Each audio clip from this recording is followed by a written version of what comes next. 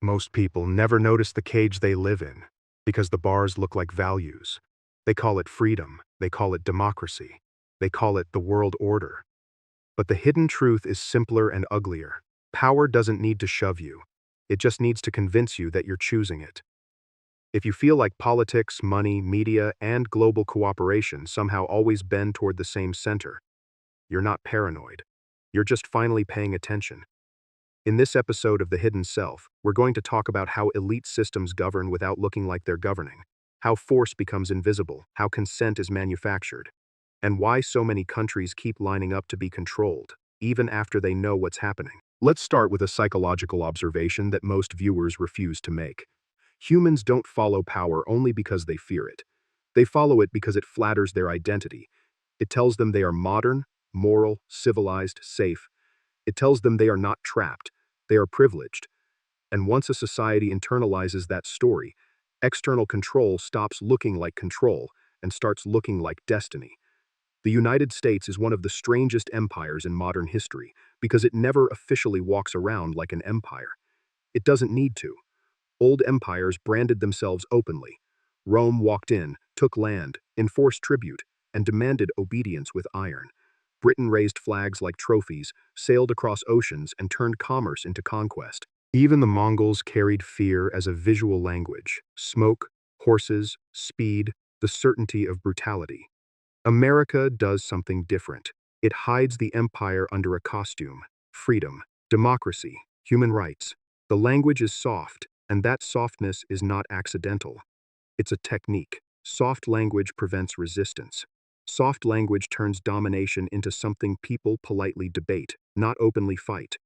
And when the dominated believe they are participating in their own fate, you get something much stronger than obedience. You get willing submission. Think about the most dangerous kind of psychological power. It's not the power that knocks you down. It's the power that makes you thank the person who knocks you down.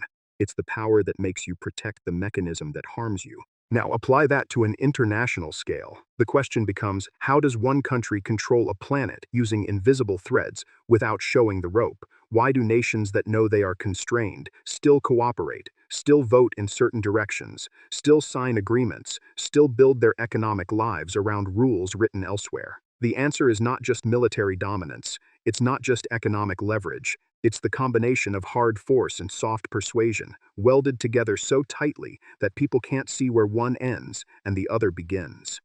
America governs like this. It offers an ideal, attaches it to institutions, supplies the instruments of leverage, and keeps a global audience distracted with entertainment while the wiring is being installed. And the most powerful part is that the process is self-reinforcing. The world participates because participation feels normal. People repeat the story until it becomes background noise. And background noise is how control becomes permanent. To understand the machinery, you have to stop thinking in slogans and start thinking in incentives. Slogans are the wallpaper. Incentives are the foundation. The first layer is institutions, rules, and the appearance of legality. After World War II, the United States didn't only win battles, it shaped the game board. The United Nations sits in New York. The IMF and World Bank sit in Washington. Trade rules and financial frameworks operate like plumbing. You don't notice plumbing until it fails. But once the plumbing is designed, you can redirect the flow without firing a single shot. Here is the psychological trick elite systems use. They make their preferences look like universal standards. They don't print "Made in America" on every document. They don't need to.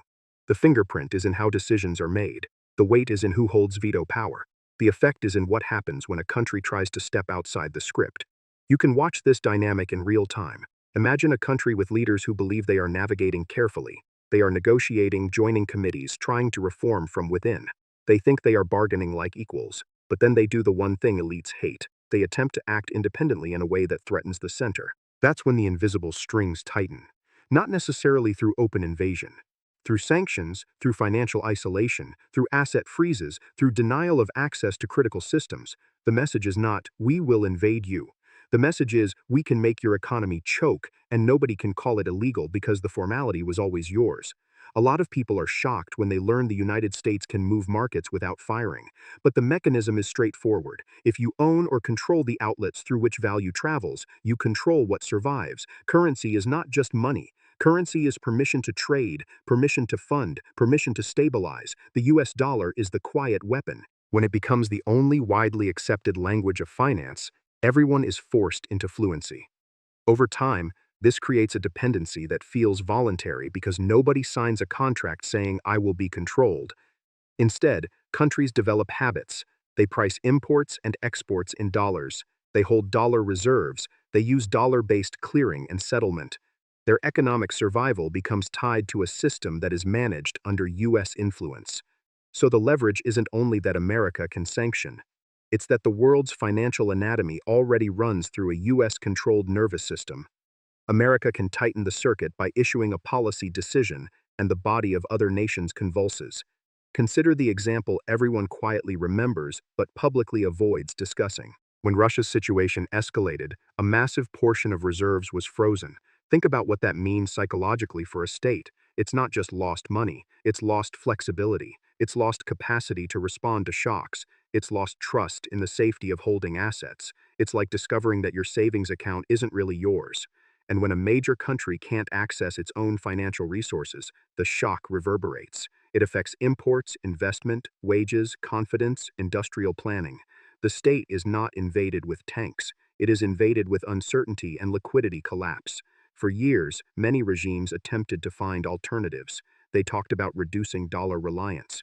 They explored new payment systems, new trade routes, new currency baskets. But the core issue remained. Alternatives weren't large enough, stable enough, trusted enough, liquid enough to replace the dominant channel. People can criticize the system, but the system still has the highest throughput. When throughput matters, ideology loses. Now connect this to the next layer, media and culture. If dollars are the bloodstream, media is the brain. It shapes what people desire, what they fear, what they call normal, and what they emotionally associate with safety. America doesn't need to force everyone to watch Hollywood. It doesn't need to threaten anyone into liking pop music. It just becomes the default supply. It becomes the global brand language. It provides entertainment, platforms, apps, news formats, celebrity culture, lifestyle ideals. It trains people through repetition. At a deeper level, this is how colonization can happen without colonizers. Not by occupying land, but by occupying attention. Once attention is occupied, habits follow. Once habits follow, identity shifts. And once identity shifts, people start defending what harms them. Imagine a young person in 2026 scrolling for hours. They think they are consuming. They are also training. They learn the rhythm of outrage. They learn the vocabulary of political tribalism. They learn the aesthetic of status. They learn what a serious person says. They learn which narratives are respectable and which are considered toxic. Then they wake up and realize they are speaking like a global scriptwriter wrote them. They might not know where the script comes from. That's the point. Hidden governance works best when the audience feels like it chose the story. Now look at the tech layer. Platforms are marketed as neutral tools. Search engines, social networks, messaging apps, cloud services. But tools that control communication become leverage points. Data becomes a resource. Network effects become locks. And once billions of people rely on the same digital infrastructure, the system doesn't need to pull a trigger. It only needs to change access rules, moderation systems, standards, and compliance requirements. People think this is just business, but business and power are not opposites. Business is one of power, times disguises. Corporations are the modern uniforms. They move globally while pretending they are only serving users.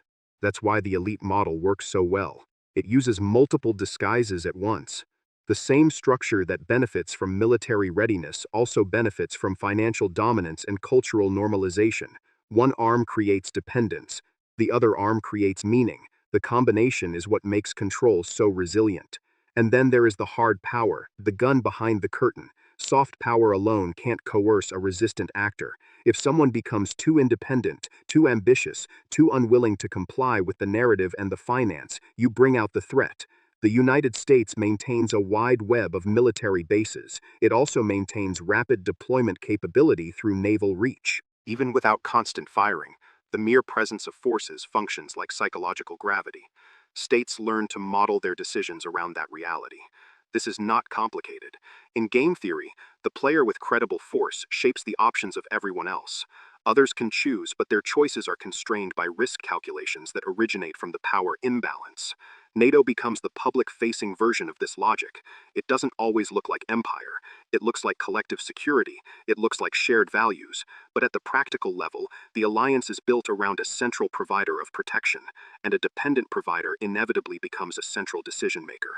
Europe can be proud of its autonomy. But autonomy without security capacity is more like a performance than a reality.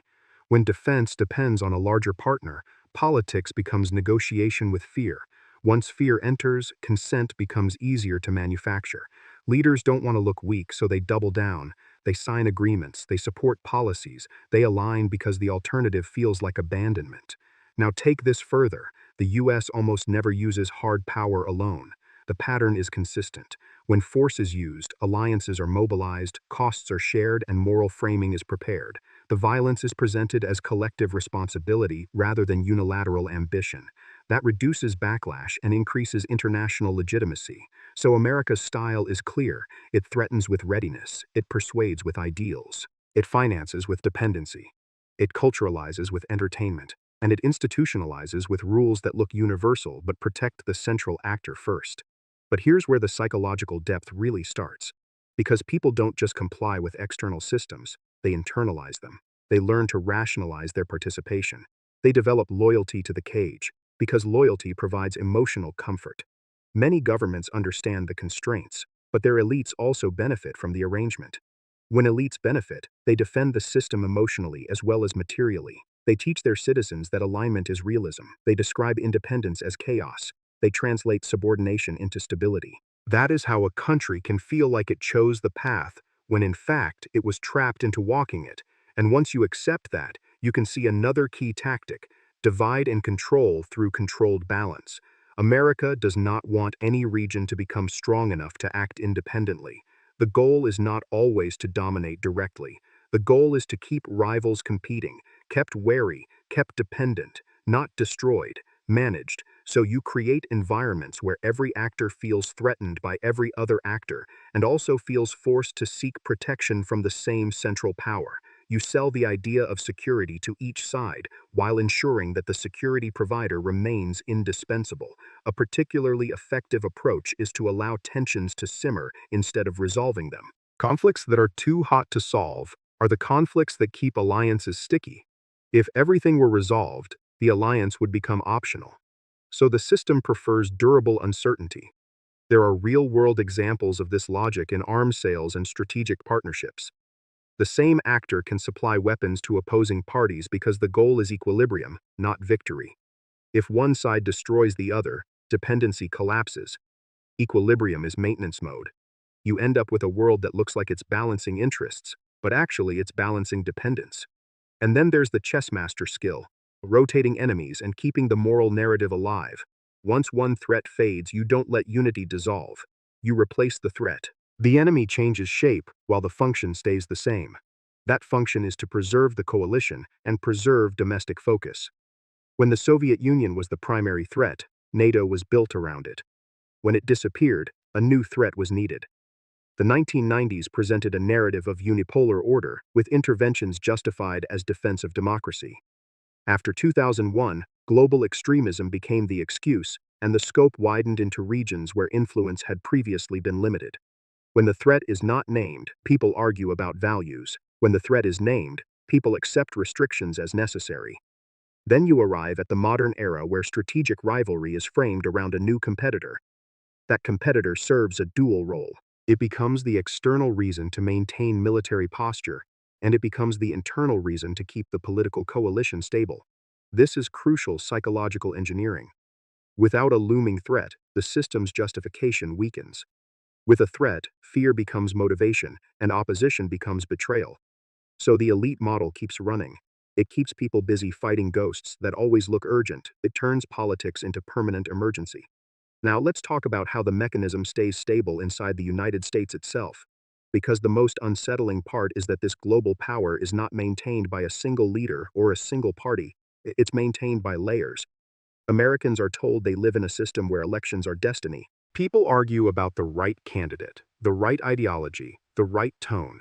But from the outside, and even from within, if you stare long enough, the pattern becomes obvious. Different faces can rotate. The underlying policy engines can remain aligned. Presidents change rhetoric.